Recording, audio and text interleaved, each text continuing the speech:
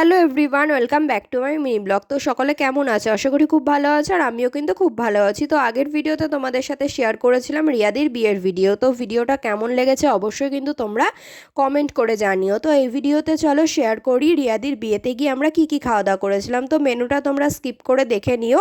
তো দেখো, ফাইনালি কিন্তু অনেকটা রাত হয়ে যাওয়ার কারণে আমরা সকলে মিলে খেতে বসে পড়েছি। আর এখানে কিন্তু প্রথমেই প্লেটে পড়ে গেছে লেবু, আর হচ্ছে সাথে ছিল রাধা পল্লবী আর চানা পানির। তো দেখো, এখানে কিন্তু আমি রাধা পল্লবীটা একটুখানি ছিঁড়ে নিলাম, আর এখানে হচ্ছে চানা দিয়ে আর পনিরটা দিয়ে খেতে কিন্তু ভীষণ সুন্দর লাগছিল।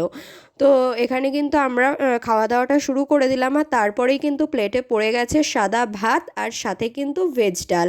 আর অলওয়েজ কিন্তু আমি যেমন লেবু চিপে সাদা ভাতটা মাখাই, তো সেরকমভাবেই কিন্তু মাখিয়ে নিলাম। আর এখানে ডালটা অনেকটাই বেশি পড়ে গেছিলো, যেহেতু অনেকটা রাতে খেতে বসেছিলাম, সেই জন্য কিন্তু আমি একটু শুকনো শুকনোই খেয়েছি। তো এখানে তারপরে পড়ে গেছে ঝুরি আলু ভাজা, আর যেখান থেকে আমি কিন্তু কারি পাতাটা বেছে ফেলে দিলাম। তো তারপরে কিন্তু আমি সাদা ভাতটা খেয়ে নিলাম, আর তারপরেই পড়ে গেছে দই কাতলা।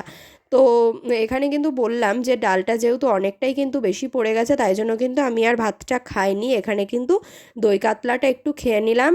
আর প্রতিটা রান্নাই কিন্তু ভীষণই সুস্বাদু হয়েছিল খেতে। আর তোমাদের কিন্তু ভিডিওটা কেমন লাগছে অবশ্যই কিন্তু কমেন্ট করে জানিও। আর তারপরেই কিন্তু প্লেটে পড়ে গেছে স্যালাড, আর এখানে পড়ে গেছিলো শোস্টপার, মাটন কষা, আর হচ্ছে ফ্রাইড রাইস। আর যেটা কিন্তু অলওয়েজ আমার খেতে ভীষণ ভালো লাগে। আর আমার মতন কে কে মাটন খেতে ভালোবাসো অবশ্যই কিন্তু তোমরা কমেন্ট করে জানিও।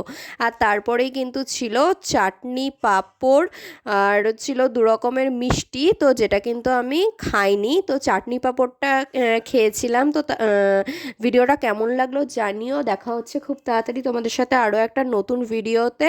তো চলো, আজকের মতন টাটা, সকলে ভালো থেকো, সুস্থ থেকো।